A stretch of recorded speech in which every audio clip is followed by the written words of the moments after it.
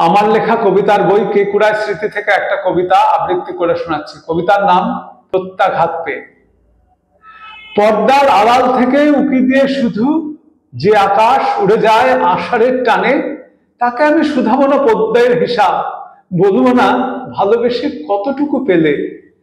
কাল রাতে সবুজ ঘাসের বুকে কারা জানি কান পেতেছিল, কারা জানি বলেছিল মেঘেদের কোনো কথা নেই।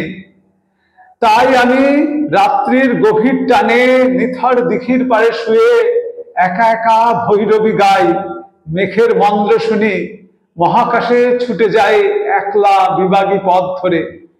দিনের পর্দা টেনে কালো, সাঁঝে রাত নেমে এলো, ডুবন্ত দিনের শ্বাসে গলা বুঝে যায়, রাত্রির ফিসফাস অসহ্য লাগে।